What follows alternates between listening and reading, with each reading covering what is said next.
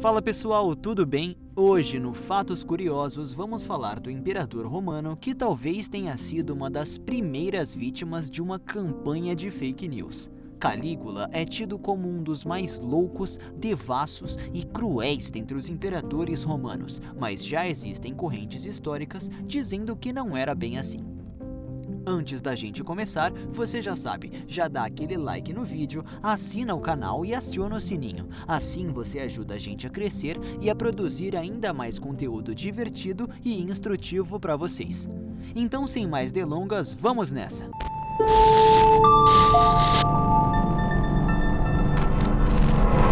Calígula foi o terceiro imperador romano, membro da dinastia Júlio-Claudina, que foi instituída por Augusto. Filho de militares, Calígula ganhou seu apelido, que significa botinha, ao se fantasiar de legionário e caminhar com os pais pelos acampamentos. Ele usava um mini uniforme, que era motivo de sorrisos dentre os legionários. Sua vida agitada é marcada por tragédias. Perdeu o pai cedo na guerra, então mudou-se com a mãe e os irmãos para Roma. Calígula vem de uma família relativamente grande, com 2 irmãos e 3 irmãs. Acontece que Calígula não foi exatamente bem-vindo de volta à capital romana, já que o imperador atual, Tibério, se sentia desconfortável perto do jovem, na verdade com medo de algum tipo de golpe de estado ou traição, que eram bem comuns na época. Calígula só voltou a ter paz quando mudou-se novamente para a ilha de Capri, já que com a distância ele deixou de ser uma ameaça ao imperador atual. Foi lá também que ele foi eleito Pontífice Máximo, um cargo de alta importância dentro do império. Além disso, é importante sempre lembrar que ele estava na linha de sucessão, embora o imperador atual desejasse que, na verdade, seu protegido, Tibério Gêmelo, se tornasse imperador depois dele. No seu leito de morte, sabendo que a ascensão de Calígula era iminente, pediu que ele dividisse o império com seu protegido. Assim que o imperador anterior faleceu, Calígula descumpriu seu último desejo de vida e matou Tibério Gêmelo. Ao se tornar o único imperador de Roma muito jovem, Calígula iniciou um reinado que muitos consideravam, pelo menos em seu princípio, exemplar. Ocorre que Calígula mudou demais depois que caiu doente e ficou assim durante um bom tempo. Hoje em dia, fala-se que Calígula teve demência, mas como todos os fatos e processos são muito antigos e existe uma falta de documentação confiável a respeito de Calígula, é difícil saber exatamente. O que se sabe, porém, é que após esta data, Calígula mostrou uma outra face, ou assim os relatos contam.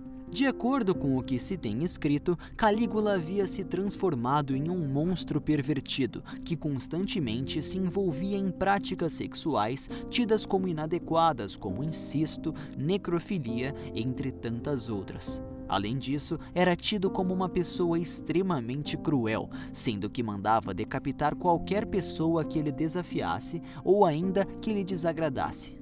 Aqui a coisa começa a ficar confusa. Ocorre que Calígula foi traído e assassinado pela guarda pretoriana em conluio com o Senado.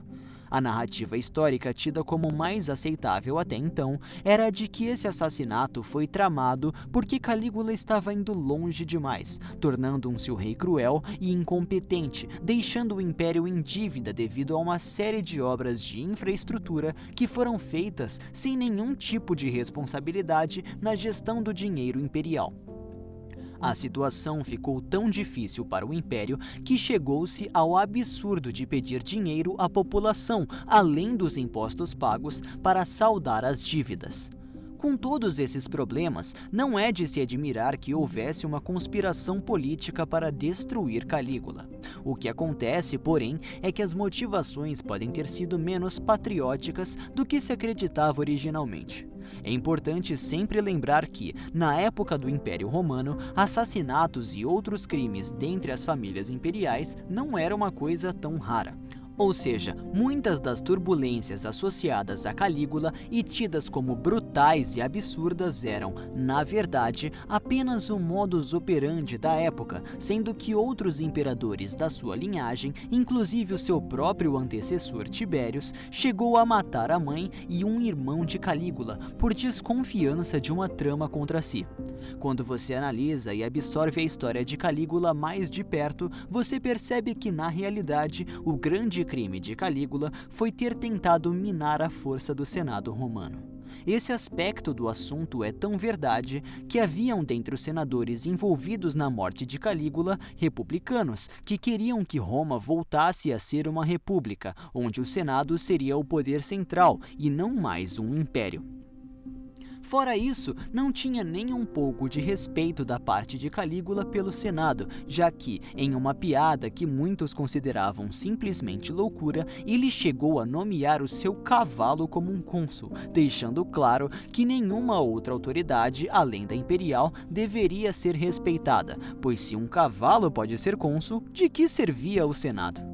Outra mentira que se contava sobre ele é que ele havia matado a sua irmã, sendo que o que se sabe de verdade é que ele sofreu muito com a morte da irmã, que morreu de uma doença desconhecida.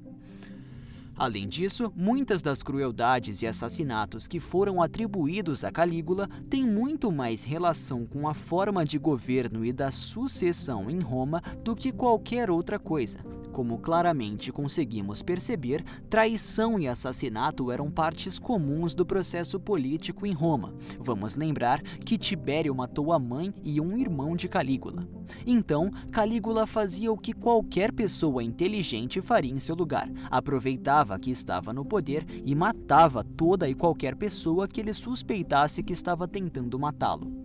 Isso levou a comportamento paranoico e diversos inocentes foram mortos nesse processo, mas não é como se ele tivesse feito algo extremamente diferente do que qualquer um de seus antecessores.